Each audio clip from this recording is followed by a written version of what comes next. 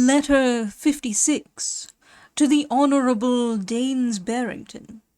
They who write on natural history cannot too frequently advert to instinct, that wonderful limited faculty which, in some instances, raises the brute creation, as it were, above reason, and in others leaves them so far below it. Philosophers have defined instinct to be that secret influence by which every species is impelled naturally to pursue, at all times, the same way or track, without any teaching or example, whereas reason, without instruction, would often vary, and do that by many methods which instinct effects by one alone. Now this maxim must be taken in a qualified sense, for there are instances in which instinct does vary, and conform to the circumstances of place and convenience. It has been remarked that every species of bird has a mode of nidification peculiar to itself, so that a schoolboy would at once pronounce on the sort of nest before him.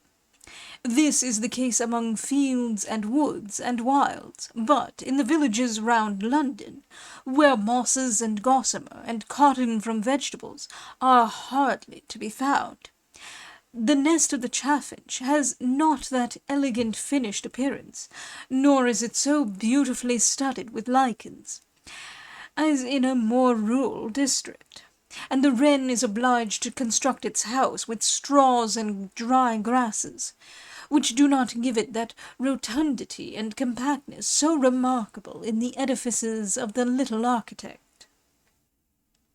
Again, the regular nest of the house-martin is hemispheric, but where a rafter or a joist or a cornice may happen to stand in the way, the nest is so contrived as to conform to the obstruction, and becomes flat or oval or compressed.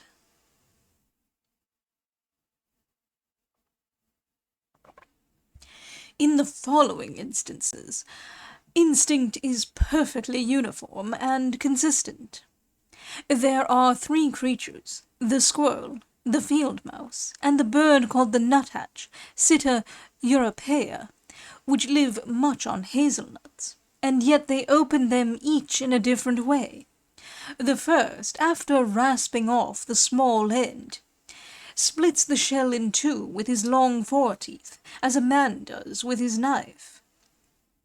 The second nibbles a hole with his teeth, so regular as if drilled with a wimble, and yet so small that one would wonder how the kernel can be extracted through it, while the last picks an irregular ragged hole with its bill. But as this artist has no pause to hold the nut firm while he pierces it, like an adroit workman, he fixes it, as it were in a vice, in some cleft of a tree, or in some crevice, when, standing over it, he perforates the stubborn shell. We have often placed nuts in the chink of a gate-post, where nuthatches have been known to haunt, and have always found that those birds have readily penetrated them.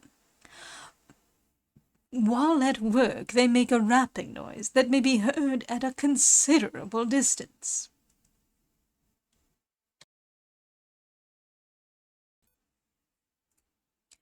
You that understand both the theory and practical part of music may best inform us why harmony or melody should so strangely affect some men, as it were by recollection, for days after a concert is over. What I mean, the following passage will most readily explain.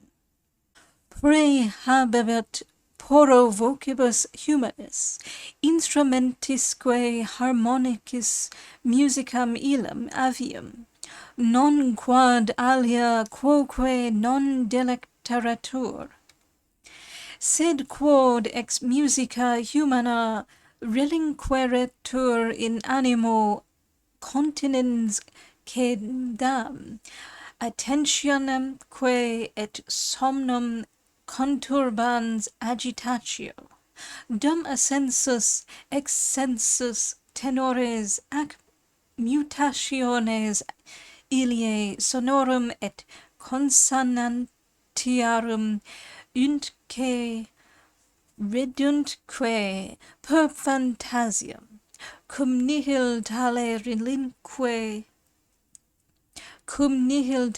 relinqui posit ex modulationibus avium, quae quod non sunt perinde a nobis imitabiles, non posunt perinde internam facultatem commovere, gesandus in vita peresci.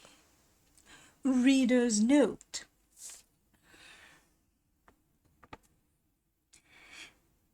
He preferred the music of birds to the voices of men and of musical instruments. He did also take pleasure in these, but the music made by men caused in his mind a certain agitation, distracting his attention and disturbing his sleep, while the rise and fall and changing of the notes and harmonies kept running through his mind. But the songs of birds, which we are not able to imitate to the same extent, are less likely to affect our inner senses. Translation Peter Yearsley. End note. This curious quotation strikes me much by so well representing my own case, and by describing what I have so often felt, but never could so well express.